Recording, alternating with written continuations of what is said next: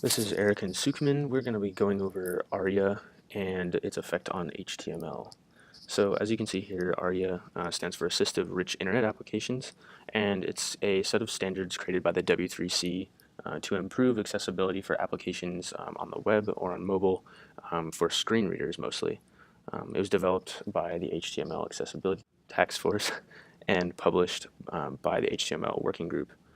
So to go over some of the basics of what Aria actually is, there's three main elements to Aria's markups. The first is roles, which define the element when we're talking about Aria in HTML. There's also properties, which add properties to the element itself, and then states, which define the current state or value of the element, or the condition of the element. Now, we're mostly going to be going over roles and properties here, since this is just an introduction, but states are very important, and we'll touch on those briefly. So to go over what Aria solves, for the most part, it's accessibility issues, like I said, with internet applications that we don't normally think about. Right, when we're designing a web page, normally we're thinking about people that view the web page, and we're not thinking about people that have a visual impairment that might need to get that content or enter content on a form or something like that. So Aria solves this by giving us these markups that allow us to edit HTML and make it accessible to people with these visual impairments. It provides a semantic structure as page areas and functionality for the screen reader, so the screen reader is able to relay that information to the user. Again, it solves some of these issues of inaccessibility with keyboards, with the dynamic content on the page, as well as the static content on the page, and we'll give you some of those examples in just a little bit. Now, to go over some of the things that it doesn't address, the main one is browser behavior. So we're not creating content here, we're just essentially marking the content for use with these screen readers. So in other words, in terms of getting the user with a visual impairment to be able to use the page and use the content, you have to set buttons that also have Aria markup that allow the keyboard to be used in special ways so that that user can navigate the page.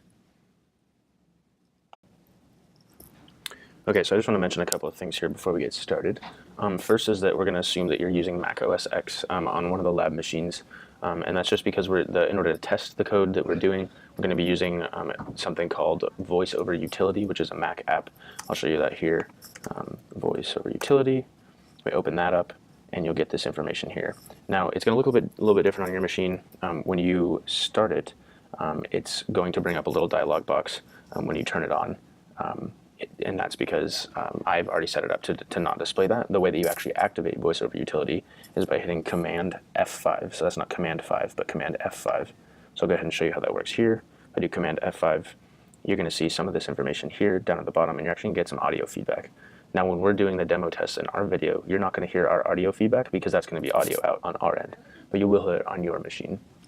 Also notice, too, that you can drag around this floating text, and that way you can kind of see what's going on the page behind it. Additionally, if we go down to the bottom of the page here, we can see that we have a link to the starter code repo. So I'm going to go ahead and right-click on that. And this is my repository, and we've got Sukman and my code in here. Go ahead and fork this and clone it to your machine and grab the Aria Demo starter code. That's the one you're going to want. That doesn't include the Aria code already in it, and you'll use that to code into it. That's the one that we're going to be using in our demo. So in order to start ng Aria, you have to go to this website that's provided, and then just add ng Aria into the JS, and then as well as add this link, Aria.js, onto the HTML section. And if you just follow along to this website, it basically shows you how to start up. Now I'm going to show you the current website setup.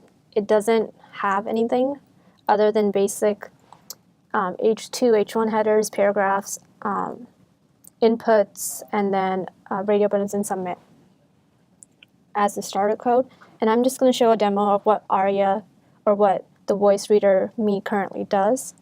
As you could see, it currently just went directly to the boxes that you would normally click and ignored all of the paragraphs that I so dearly created for the user to read.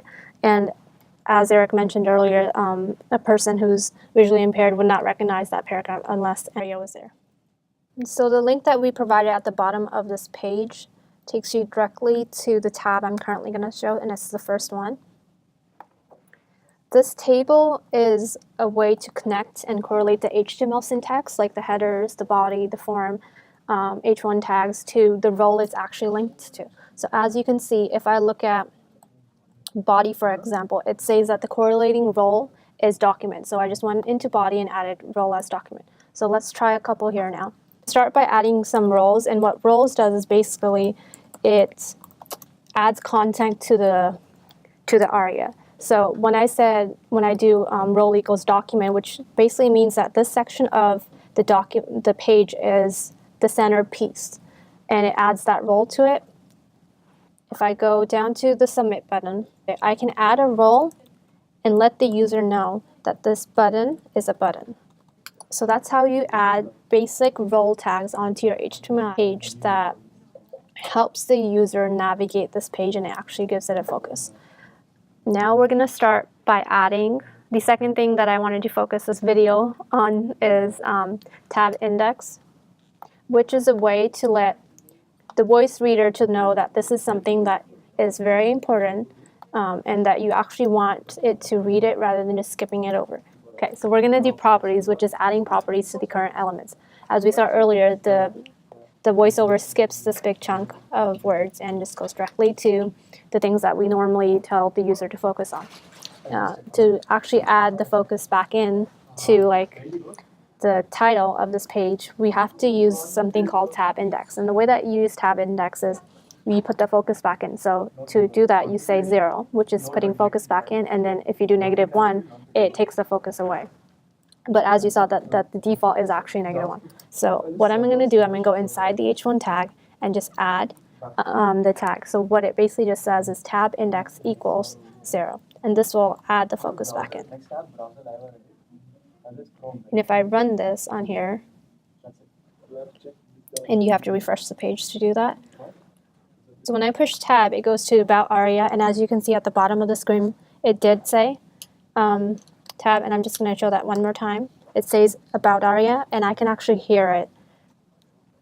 Now we're going to move on to states. As we said that we will briefly touch on this, but you can go ahead and use our resources to expand it.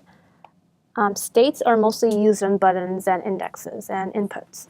And so what I'm going to do is I'm going to go to my radio buttons that are down here on the screen, and in my HTML, it's right here. And I'm inside the input section. And in order to add a state, there's things called aria labeled by equal to males. So since this radio button is actually about a male, I just declared it to be males. And this way, the voiceover knows that this is a label that is males or male. And then I'm actually going to go ahead and add a role so that it knows that this is actually a property of a radio button. And then a second state we're going to add right in here is aria checked equals false. So this actually makes this radio button's default as false, which means that when the user looks on the screen, it is actually false. And this way, nothing's defaultly clicked. However, I could make it true and make males the first option by default, and if the user wants, they can change. So now I'm going to show what it currently added onto VoiceOver.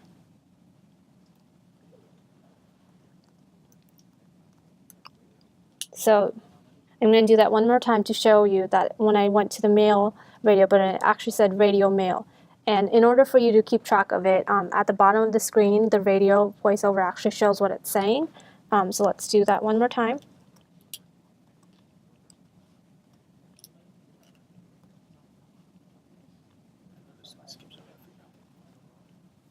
But it does skip over the female one because, like I said, I haven't added any of the aria focus to it.